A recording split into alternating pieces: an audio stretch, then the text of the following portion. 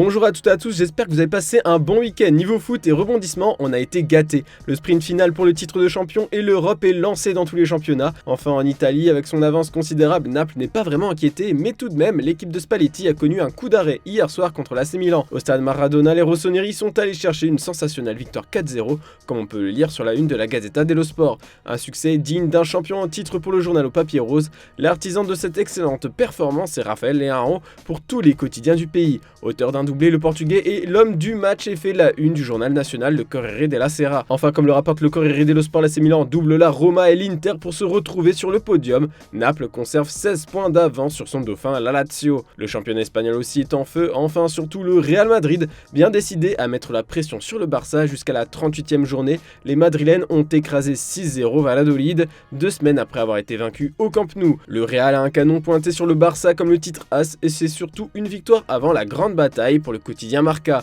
En effet, il y a de nouveau un classico, cette fois pour la Coupe du Roi, une demi-finale très attendue par la presse espagnole. Au match aller, le Barça avait battu 1-0 les Madrilènes au Bernabéu. Pour renverser la situation, les merengues pourront compter sur un Benzema en feu. Le Français est vivement critiqué en ce moment. Certains journaux espagnols rapportent même que le Real ne compte plus sur lui pour l'avenir à cause de son âge. Eh bien, Cabenobé a fait taire les critiques en inscrivant un triplé en 7 minutes dimanche, dont un retourné que l'on voit très bien sur la première page de Marca. C'est un bol d'air frais pour le buteur qui n'avait pas trouvé le chemin défilé en championnat depuis le 15 octobre. On va partir un petit moment au Portugal en déplacement sur la pelouse de Rio Ave. Le leader Benfica s'en est remis à Gonçalo Ramos pour s'imposer sur la plus petite démarche ce dimanche soir 1-0. Clairement pour les journalistes de Record, ça sent le champion. Les Aigles trônent sur la première place depuis un bon moment et ont 10 points d'avance sur le deuxième Porto. D'ailleurs, les Dragons sont allés chercher 3 points précieux à domicile contre Portimonense, un succès 1-0 qui leur permet de doubler Braga et de reprendre espoir. En attendant, Benfica prépare la saison prochaine. Les dirigeants lisboètes sont certains de ne pas pouvoir retenir Gonçalo Ramos cet été, alors ils ont trouvé son remplaçant. Selon les médias portugais, Benfica a ciblé Lucas Beltrán, un Argentin âgé de 22 ans qui a réalisé de très bons débuts avec River Plate, où il est arrivé l'été dernier en provenance de Colón Santa Fe. Bon, on va feuilleter nos chers quotidiens régionaux français maintenant. Il y a eu du spectacle ce dimanche en Ligue 1. On va commencer de façon chronologique pour une fois avec le choc de 13h Lille-Lorient.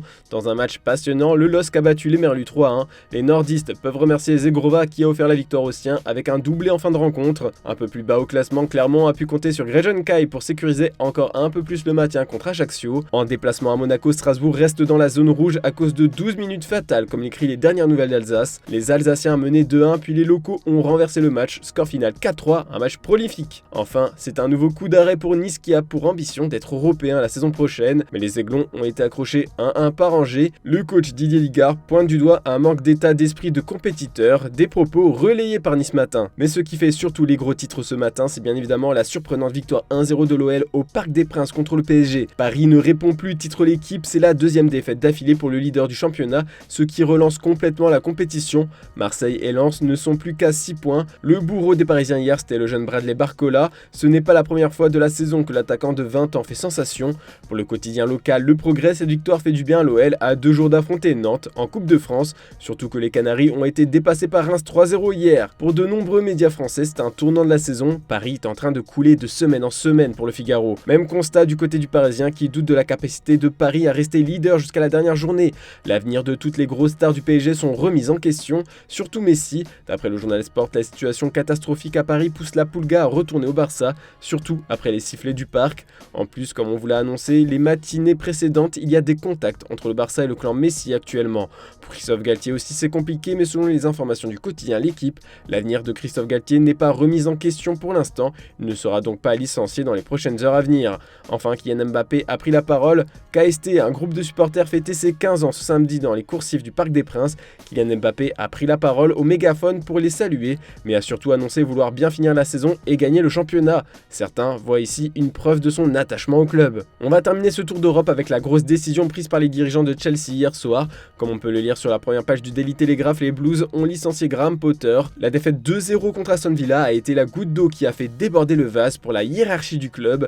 Chelsea a indiqué dans un communiqué que Potter a accepté de collaborer avec le club pour faciliter une transition en douceur et que Bruno Saltor assurera l'intérim. Enfin pour le Daily Express, tout est parti en vrille à Stamford Bridge. Les Blues n'ont remporté que 4 de leurs 19 derniers matchs de Premier League après avoir dépensé plus de 600 millions d'euros sur le mercato. Les supporters n'ont pas accepté la situation et ont fait part de leur colère chaque week-end et la direction a craqué craqué. Jamie Carragher résume bien ce que pensent les journalistes du pays en affirmant que c'était une décision ridicule de remplacer Thomas Tuchel par Graham Potter. Malheureusement, les dépenses ne sont pas près de se terminer puisque maintenant il faut trouver un remplaçant.